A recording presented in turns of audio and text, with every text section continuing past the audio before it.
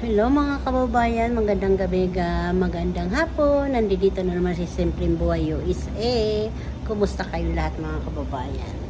Ito mag-intro ako. Ang aking lulutuin, ang i-upload ko mga kababayan, isda. Sige po mga kababayan, nag-intro lang si Simple. Nakita nyo? Dito ako, maluwag po dito mga kababayan. Nag-intro lang ako, mahirap kasi walang intro, lagi na lang yung diretsuhan yung pagluluto ko mga kababayan. Lulutuin ko. Ano ba yung bangus na ano? Ay naku, hindi ko naman alam kung ano yung, basta yung bangus na preto. Sige po, ipapakita ko sa inyo kasi hindi naman ako magluluto, yung mister ko mga kababayan. Kumusta kayo dyan mga kababayan? Ako si Simpleng Buhay USA, mga kababayan ay siya. Sige na po, umaba ng intro po. Guava.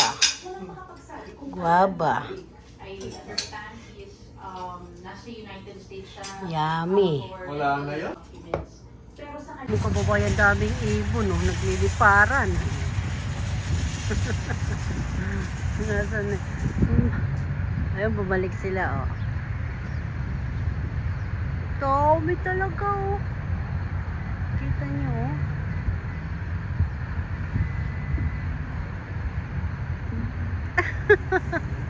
Kakatuwa, Ang dami. Boo! Parang Maya. No, ayan,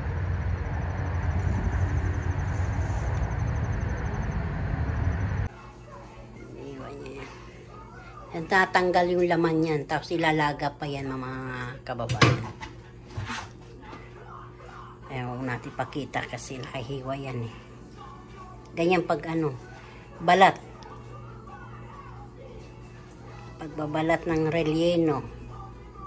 Para matanggal yung laman mga kababayan Ganyan.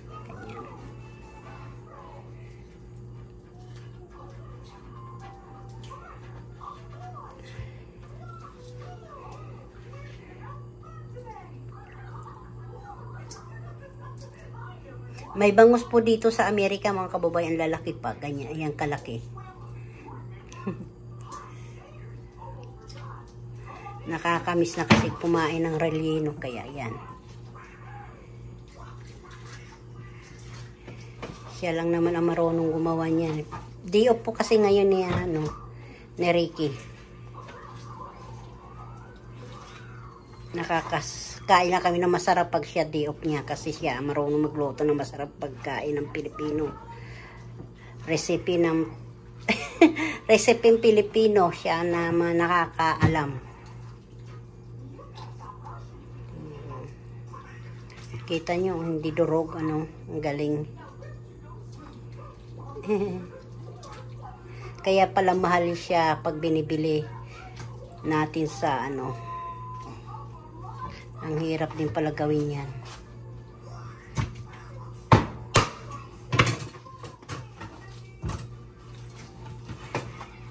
Binoborlis pala. Charot. Yan, ayan na.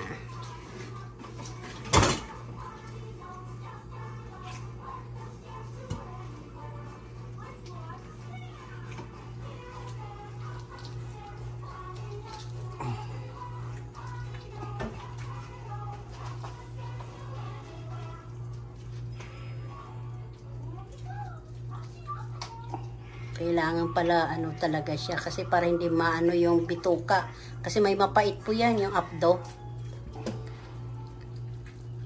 at natin kasi nagdudugo na. Ayan,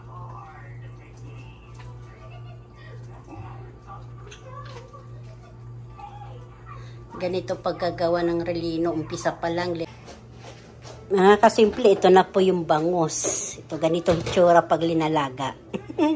Tapos ilalagay natin siya dito para tatanggalan natin ng buto. Okay. Ilalagay natin para lumamig. Daming gagawin talaga pag gusto mo kumain na masarap. Magtiyaga ka. Pag may tiyaga, may linaga. Charot. Ano ito mga simple, pwede po ito negosyo. Tapos pag may birthday o may handaan ng Pasko, New Year, pwede po ito ihanda natin. Pang sa lamisa po. Naku po, masarap po ito mga kababayan. Espesyal na pagkain ng Pilipino.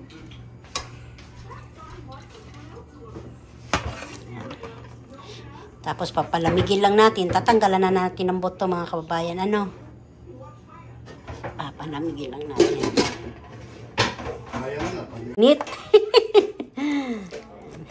Linalagyan na lang natin ng sandok. Tapos tatanggalan na natin mga kababayan ng di ba yun ang laki? Ng tinik na maliliit mamaya. Nakita ko lang mga kababayan. Sige po mga kababayan uli ha. Kasi haluan pa natin ito ng giniling para marami. Charot. Nakita nyo, umuusok pa. Masakit siya kamay yan. Pag yan tinanggalan mo na umuusok.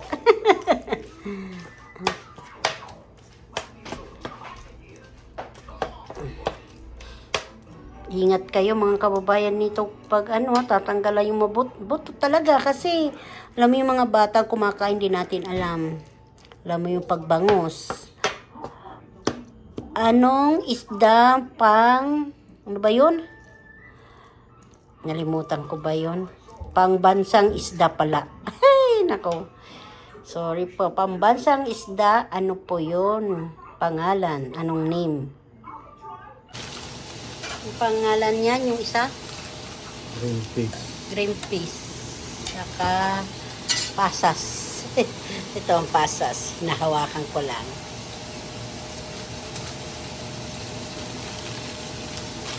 Kasi ito po, habang nagbe-video kumakain ako. Saka po yung green fish, isang lata.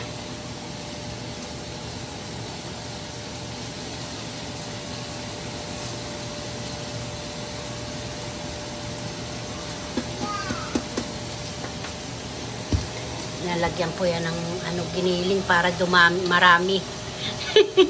Pag maraming pamilya, kailangan lalagyan natin. Tapos carrot. Nilagyan ng black pepper, asin, at saka bitsin. Pangpalasa po yan mga kababayan. Mikos-mikos yan na halo-halo. Para pantay ang lasa. May Knorr cubes din. At bang Knorr cubes yun? May nalaglag. Sayang din yun. Isda yata yung nalaglag. Knorr cube pork, no? Sige, mamaya uli mga kababayan. Ayan na po.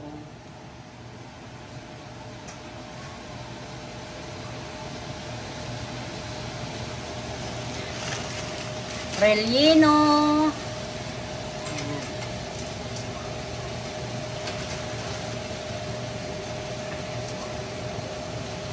Pasas po yan.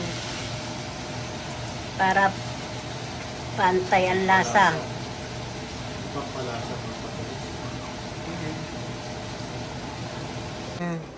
Yan. Papalamigin pa ito bago hiwain. Kondo.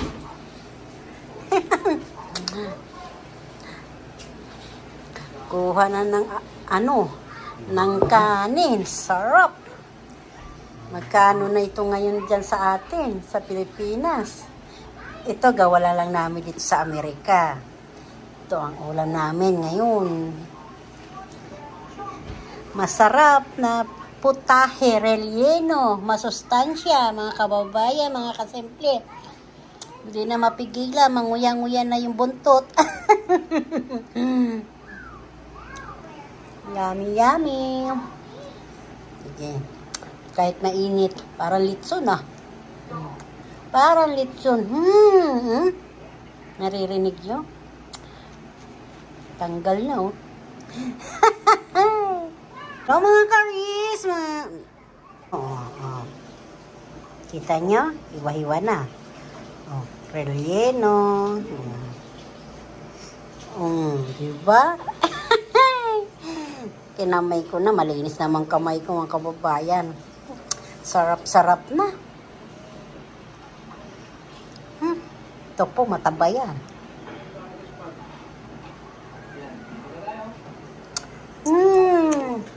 Sarap. Kain up tayo mga kababayan. Kita nyo yan, oh.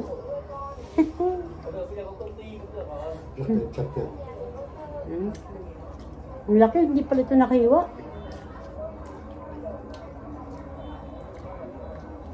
Kain po. Sarap. Tama lang.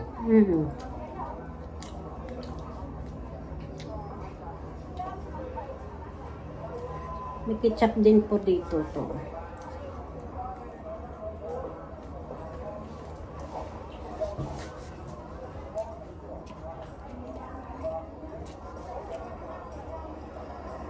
Ketchup tayo mga kababayan.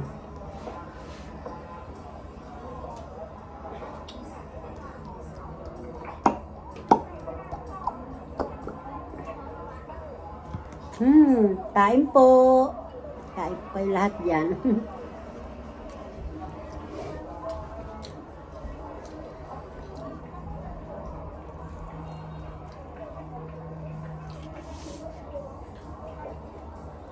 Sobra po laki ng bangus. Isa lang na hiwa, busog ka na. Ang sinulid, oh. Ang sinulid. Kain ka na pa. Kumain na ako eh. Sarap pa rin.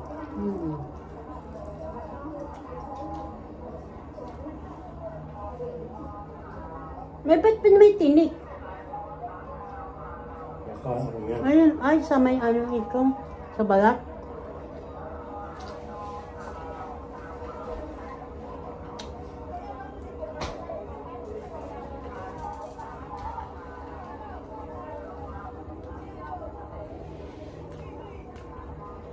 Nakapakainin si ni ate si Mayumi, may tinik. Ano yun? Iksan mo. Balat. Iksan mo buti.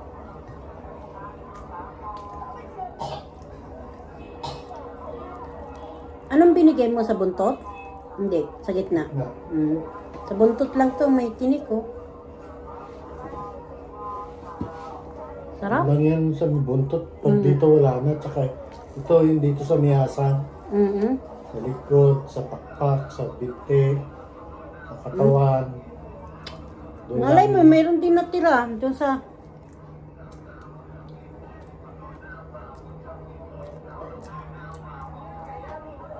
Tapos ako Kain po. Kain kayo. Kamayan na ito. Ang kababayan, binaliktad ko kasi mamaya may makubaray tayo sa TV. Ikot na lang natin ang kababayan.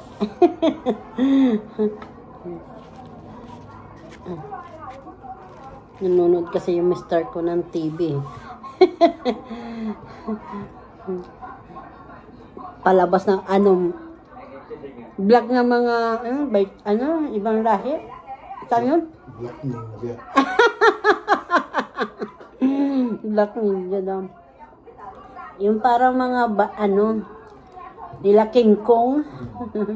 Mga kasama nila King Kong, mga kababayan nila King Kong, nila Great Boris, nila Rubin. Yung mga idol namin sa ibang bansa eh. Kahit hindi ko maintindihan, gustong-gusto ko kasi masisipag eh. Sa harvest lang, ititinda agad eh.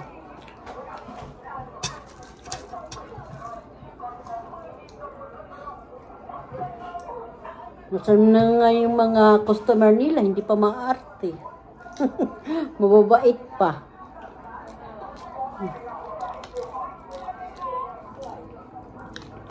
Ito mga kababayan, masarap ito papakin. Masarap din ito ibaon sa mga bata. School.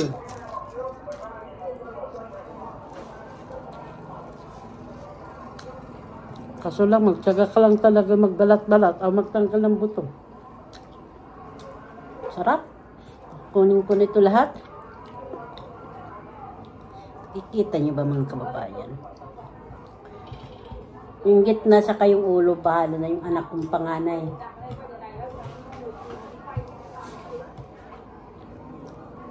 Sarap pala sa ketchup. Kamats niya. Kasi dati tuyo lang din nalagay ko sa kamay kalamansi. Umihaw lang yun. Sarap.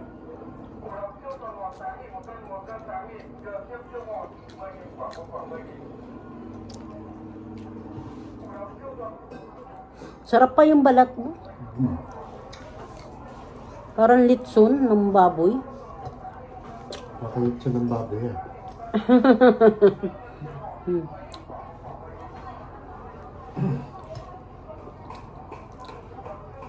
Sabi nga, pag nagsawa sa sinigang, nagsawa sa paksiw, nagsawa sa inihaw, di relay, no? Ang dating.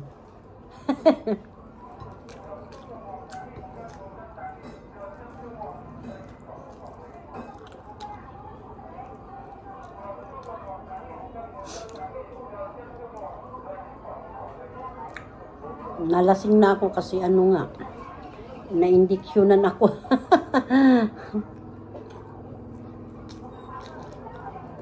Malabnan. Lumabas mo yung iba. Ano talaga yan?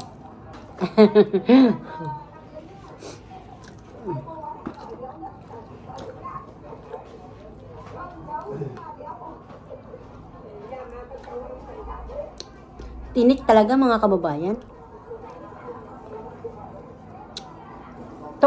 Tapos na ako mga kababayan, hindi ko na ito anuhin yan. Ito po yung natira sa ulo sa gitna.